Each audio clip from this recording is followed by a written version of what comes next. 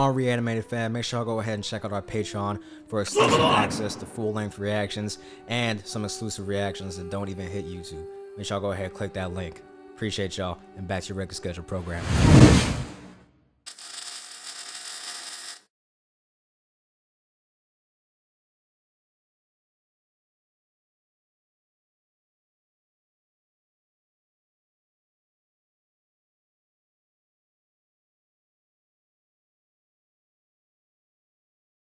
What's going on, y'all? It's Reanimated, boy, Sharp Mega, A-Sharp, Kage, man, Terrence, man, Dubrad Plan. We are here with another reaction video. We are here with The Promised Neverland, or the Promised bullshit. Yo, come on, bro. Sorry, guys. The Promised Land that never was, that was supposed to be. Season 2, episode number 7. Last time on Promised Neverland, it's not the Neverland that was promised to us. We saw that Norman was basically taken aback once Emma and Ray mentioned the existence of Mujika to him. He was looking down. I was like, how do y'all know about her? He was like, oh, well, we met her. He's like, oh, shit. The demon-blooded girl, the cursed blood girl is still alive or whatever. So we know that Norman knows about her. The plan that Norman has to get rid of the demons is different from the plan in the manga.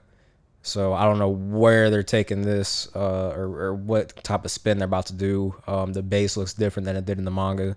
As far as like there was kids running around in the manga and stuff like that, like it was a very populated area, and now it seems like it's just Norman and his merry band of misfits. So, yeah, you ready? Meh. All right, episode 7. Let's see what we got. Aniplex, I want to flex. She wants some sex. No. God, nigga. I don't know why. I thought he had a sniper on his back. I was like, damn, this nigga packing heat. Bro, you've been watching too much Golden Kamuy. Facts. No, I know of them.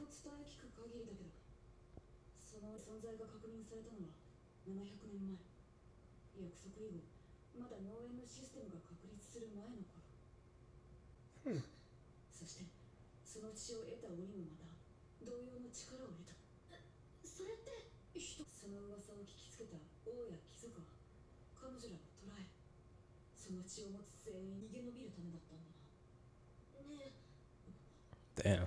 On the run for 700 years? Yikes.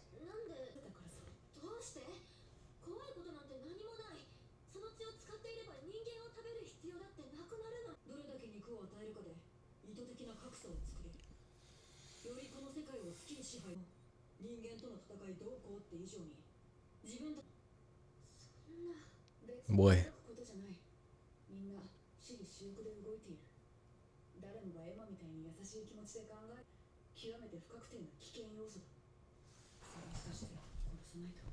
Oh.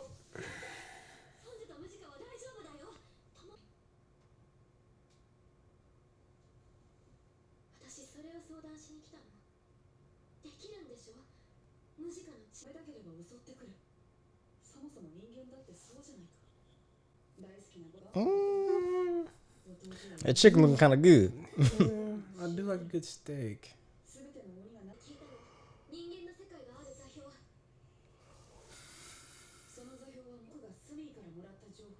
I got a new pen.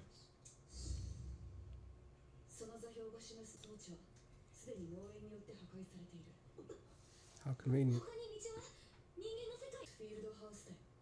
Nani? What are the odds? Right under our noses.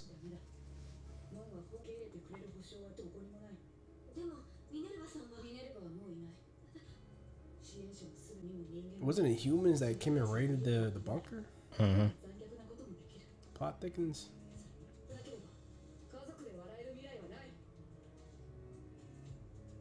Focus OST right now. Mm-hmm.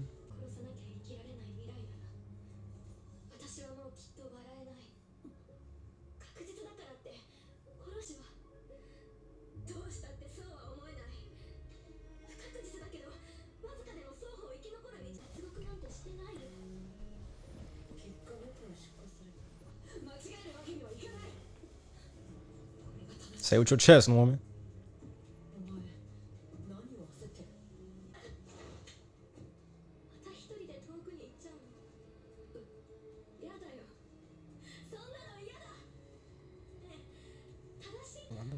up, aren't I?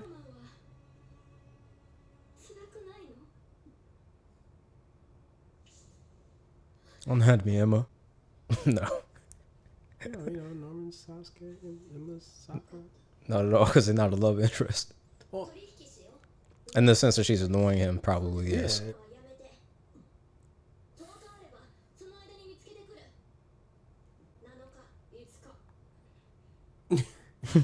You're really bargaining over days. That's crazy.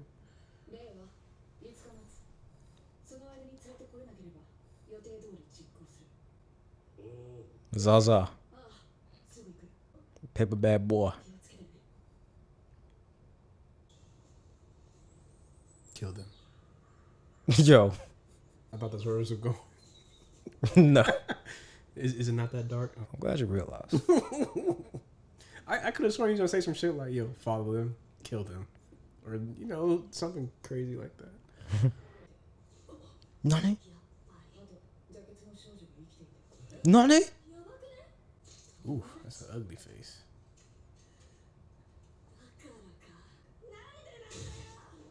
Bitch, you gonna pay for that. Just unbothered. Nigga's still unbothered. He's just like, whatever. Damn. The fuck kind of pills is them? Rainbow pills. So is this the first time that's happened to her? Mm-hmm. Okay. That we've seen.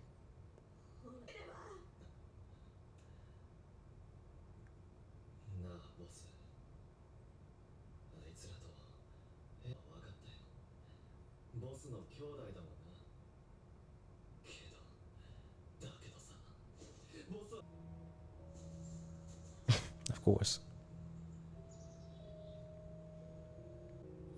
Isn't that the same spot that they was at in the beginning of this episode, Sanja Mujiku? It definitely looked like it.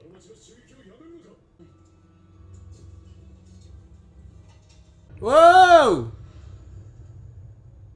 I don't remember that in the manga. Fuck you come from? Huh. It might have been in there. It's been so long, but I don't remember that.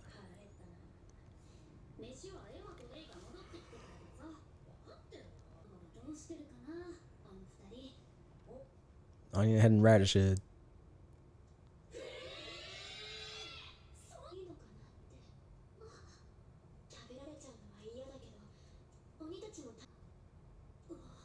I mean, you got a point.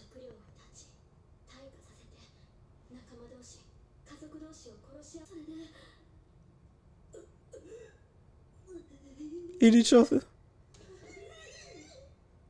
Why you looking like a chicken wing, bro?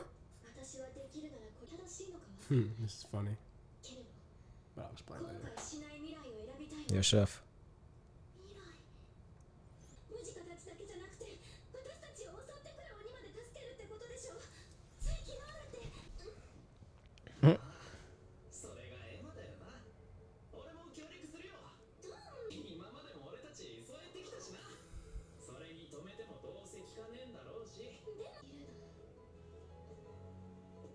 Arigato.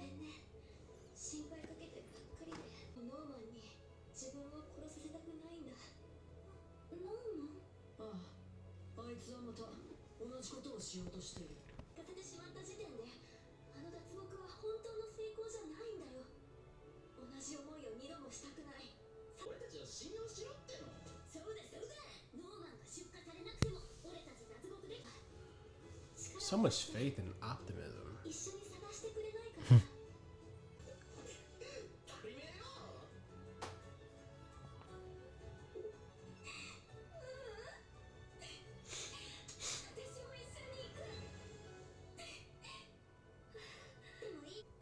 Oh, she's dying. Oh yeah, she's dying. Like she's dying like a lot.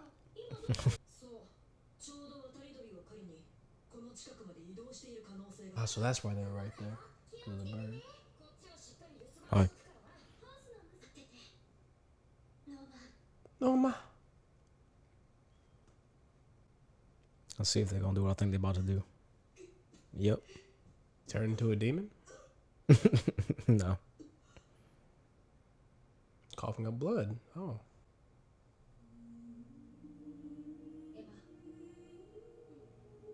Filthy. It's more of a fedora. Yeah, fedora. I couldn't think of the name. Thank you.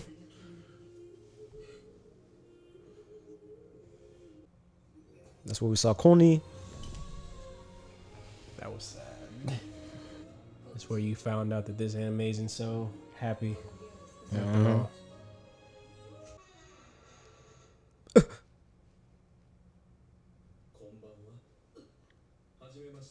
Swiggity swooty. What was the point in showing that? They literally showed that last season. We already knew that happened. Why would you show that again and waste time? Just show exactly what happened during that scene. Like, I thought they would have shown something with the experiments.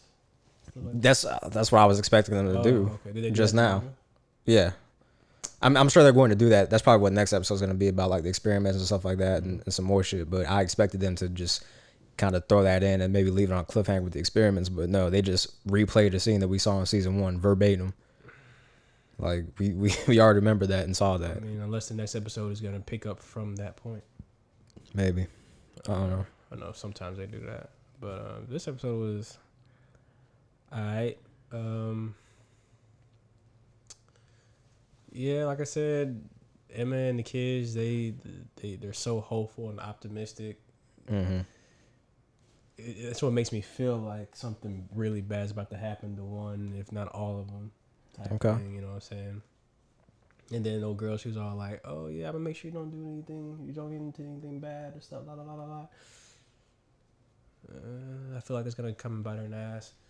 I'm not a manga boy for this, so I'm completely speculating off of bullshit. Interesting. Yeah. I feel like, Norman says he'll wait 5 days. Mm-hmm. He says he'll wait 5 days. But I feel like he's going to go against that due to him coughing up blood. I feel like he might be on a time schedule for some reason. He's on borrowed time or something? He's on borrowed time, so he doesn't necessarily have the 5 days. Or as of right now, maybe he does have the 5 days. Mm-hmm. Or at least before he started coughing up the blood. But as he saw that he coughed up the blood, he's like, okay, maybe I don't necessarily have the 5 days to wait. So I might have to expedite this on my own and, kind of go behind her back and do this shit. I got you. What else? You said something was funny. Yeah, I just kind of thought it was funny because we're in the anime season where we got this and then we got Attack on Titan, right? Mm-hmm. Attack on Titan, Aaron's like, fuck y'all. Mm-hmm. Right? Fuck what's morally right. Well, he may not exactly be fuck what's morally right, but I mean, no, he is. Yeah. I mean, he's prioritizing his people over everything else. The world. Right, and he's like, I don't give a damn who is caught in this. Women, kids, everybody's fair game. It don't matter. Y'all just happen to be on the wrong side. Collateral damage. Sorry. Mm-hmm. Then you got Emma, who's on the opposite end of that. Like, Norman, he wants to get rid of everybody. Yeah, so he's like on the Aaron side of the spectrum. And Emma's like, no, we can't do that. Mm-hmm. Like, we there has to be some type of way to coexist and not kill everybody, especially now that I know that the way of survival is through Muchika and Sonju. Mm-hmm. So that's what I thought about. That's what made it funny to me. Like, we got these two parallels going on. During this one season. That's kind of what I enjoyed about Promised Neverland too in the mangas, because you have these two sides where it's like, okay, you got Emma and now the other kids who support Emma, where it's like, okay, we're gonna try to figure out a different way to make this work. And now you have, and then you have Norman on the other side of the spectrum where it's like, well, Norman and his group where they're like radical, where it's like, okay, it's us or nobody. You know what I'm saying? Mm-hmm. So if they're not with us, which they won't be, they're against us. So we have to kill all of them. Which is crazy too, because okay, Emma, they know Sanju and Mujika personally. Granted, they don't know their whole intent. Mm-hmm. Right? Whereas Norman, they're just going off of what they read. Yeah. I don't know this girl personally. I just know of her. Mm-hmm. So I don't. I mean, if you're Norman, and you think about it logically, the plan is foolproof. If you overthrow their monarchy and you basically make everybody drink Mujika's blood, and then their blood now becomes blood that could be drank and can prevent degeneration. You know what I'm saying? I think even all the demons that are even remotely close to intelligent, if they hear that, they're like, oh, you mean I don't have to eat humans to become there to degenerate or to not degenerate? You know what I'm saying? Like I can just be perfectly fine because they're already, like, you know, Ray had mentioned, they are controlled as far as humans are concerned. They're controlled, delegated as far as who's going to get what amount. You know what I'm saying? There's a hierarchy in place. Whereas now, if we don't have to worry about degeneration, we don't have to worry about eating humans, meaning we don't have to worry about struggling and shit like that. We can just live a normal life. We can thrive and Right. be and just be without having to be like, yo, when's our next real meal coming? Like, Right. yeah. And that's what Promise Neverland did. They humanized the demons by showing us that side of it. I mean, if you think about it, they kind of, I mean, they are pretty much human. They're just, they look different than we do, obviously, Yeah, but they look different, and we're just lower on the food scale. right, because it would be like us if there's another intelligent form of life, like say for example primates, and primates could talk and empathize and stuff like that, and we were just going around eating primates, we would have the same issue. Whereas like we're seen as demons, whereas they're like, okay, well, we're just trying to live normal lives, and y'all keep trying to kill us and eat us and, you know, subjugate us and farm us, like mass produce us and stuff like that for consumption. So the only reason why we don't have those issues in this society is because obviously a chicken is not saying, hey, why are you doing this to me? This is wrong. Or a cow's not saying that. You know what I'm saying? They don't have that ability to verbalize that, which would cause us to be like, oh shit, like you got feelings, bro. You know what I'm saying? Like it's very easy to disassociate feelings from something that can't convey those feelings. You know what I'm saying? Yeah. In a conventional way for us to understand. Obviously they have ways to convey their feelings as an animal, you know what I'm saying? But we as humans don't interpret it that way. Or we just choose not to. And then plus you have the issue where humans are just, it's so readily accessible that humans are just desensitized to it. So like, I don't give a damn what happens to the cow in the mass production facility that gets slaughtered and gets its, you know, its calves taken away from it, because I'm not killing the cow. I'm not actually there doing the act. I'm just on the receiving end. I'm like, oh, it's a nice packaged, you know, steak or a nice packaged burger or whatever the case may be. So I guess similar concept here with the market, you know what I'm saying? I'm sure there's some demons out there too that's like, you know, human rights activists maybe. They just don't show it in the show, but I'm sure in that society with differing opinions, you know what I'm saying, at some point you'd have to. Or maybe they're not even intelligent enough to do that because they don't eat humans, and you have to eat humans to maintain some type of intellect or, you know, bipedal form. So that probably doesn't exist, but yeah. And it's just so sad to how much the kids believe in Emma. Because I feel like, not that she's trying to lead them down the wrong path, but something's going to happen that's just going to get them caught up. Something's going to happen that's going to get everybody caught in a bad way. Well, in the manga, she was supposed to be trying to reforge the promise, because the promise, and the way the story is going, I think it's safe to release this information now. If you don't want to know what happens in the manga, just stop watching right now. But in the manga, she was going to reforge the promise, and basically what that means is, you know how the promise was made 1,000 years ago between humans and demons, basically stating like, okay, you know, there'll be separate worlds. Demons can mass produce humans here and eat them here, and that's it. They can't go into the human world. Humans can't come here to, you know, mess shit up. You know what I'm saying? I mean, humans can go there, but, you know, enter at your own risk. Right. Obviously we've seen that happen, but she was supposed to be trying to reforge the promise, and that was going to be her way of countering Norman's plan, because she was saying, okay, I'm going to reforge the promise, and I need X amount of time to reforge this promise, you know, before you go through with your plan. If you go through with your plan, she's like, so in this episode, she said, okay, let me find Sandra Mujika, and then that's going, and you know, give me X amount of time, and I'll be able to fix the issue. You know what I'm saying? In the manga, she said, okay, I'm going to reforge the promise, give me X amount of time. You know what I'm saying? So Emma and Ray went out to go reforge the promise, or to find where to reforge the promise. So they're really deviating. Yeah, whereas now they're going to just find Sandra Mujika, which was not even a thing in the manga. You know what I'm saying? As far as like in correlation with the opposite end of the plan, like the opposing plan. Like the opposing plan was reforge the promise, make everybody happy, and then we go back to the human world. And this, it's like, okay, find Sandra Mujika, don't go through with your plan to kill all the demons and shit. And his plan to kill the demons wasn't even poisoning them in the manga. It had nothing to do with poison. It was more of a like I said, a family feud, like because there's a family of demons that didn't like the royal family, and he was going to befriend those demons and plan like a coup, basically, and cause an uprising within the royalty, and take out the royalty like that and shit.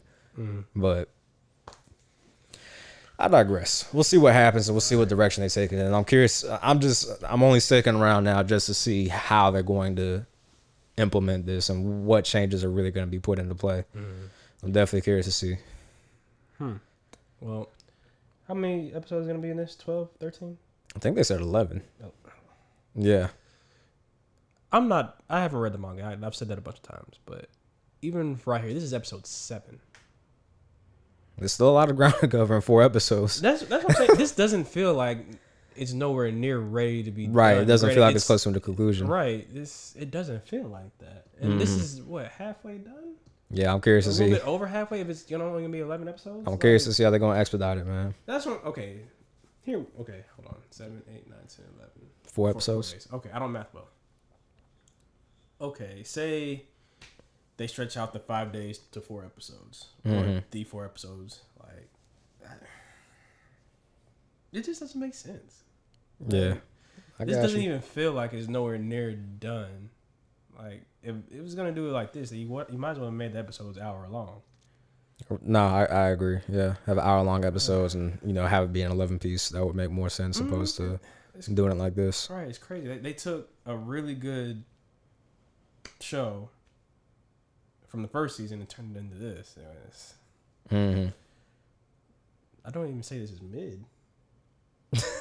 And like I said, I haven't read the manga, so I really don't have nothing compared to besides the first season. It's like, I mean, compared to the first season, this is significantly lacking. Yeah, because I mean, in the first season you had the mystery and stuff, and yeah, the second season we're getting answers, and that's cool and all, but the way they're executing it, and maybe I'm biased because I read the manga, but the way it's being executed, I just personally feel like 1 is rushed, 2, it's leaving a lot of information out still. 3, the path that they're taking, the deviation, is completely removing a whole lot of lore, because just the lore of the promise alone, you know what I'm saying? Like, that whole segment was fucking just fascinating, and they just took it out. And at that point, they're leaving out a whole lot of explanation, a whole lot of information that is probably pertinent, which sounds like it would be pertinent to what we need right now.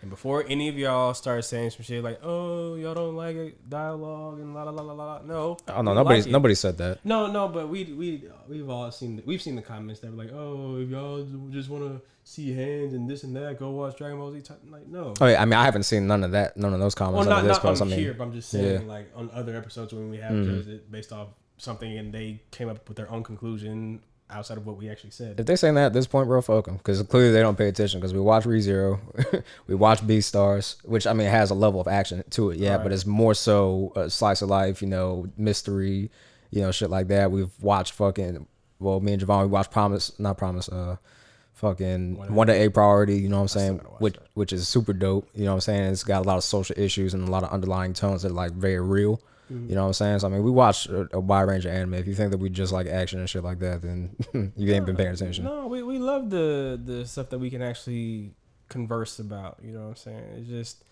how it's executed is just poor. Yeah, just facts. Poor. I agree. How it's executed is just poor.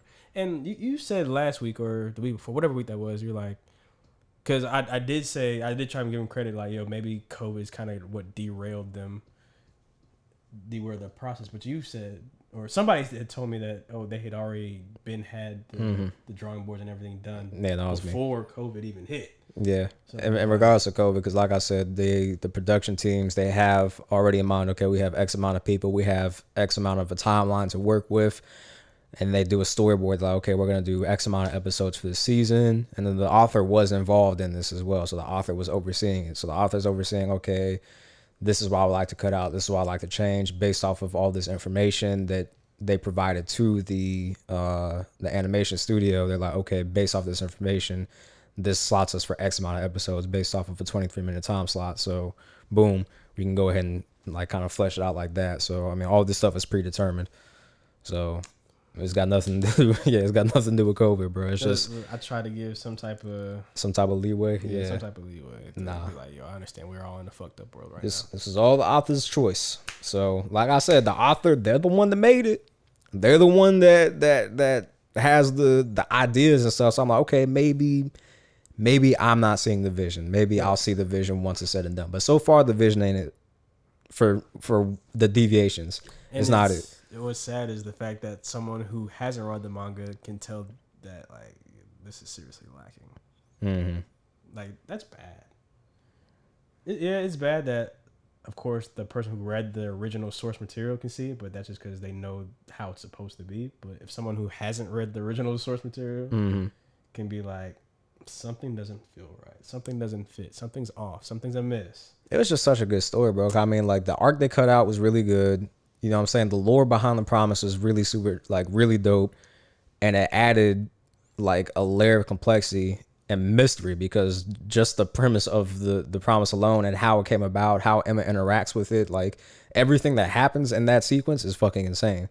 And the fact they cut it out blows my mind. And there's a lot of politics in the anime later on too, in the manga and stuff like that. So I feel like a lot of people might be like, oh, it's slow. It had, you know, a down point where it was getting all political and stuff like that. But that I feel like that helped fuel the greatness of the story because it's like, okay, yes, it is political, but it's also showing that the demons are human. They do have a lot of parallels and issues that humans have in real life when it comes to politics and trying to get shit ironed out and trying to get progress or make things work or manipulate people, whatever the case may be.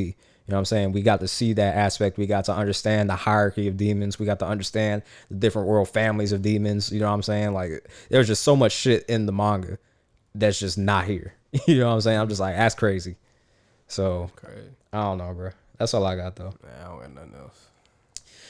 All right, y'all. You're on the vibes. Comment, like, subscribe. Let's show what y'all thought about this week's episode of The Promised Neverland. We'll be back next week with episode number 8, so make sure y'all stay tuned for that. Hit the link tree down in the description below for our links to the channel. And that is all we got. Reanimated out. Appreciate you.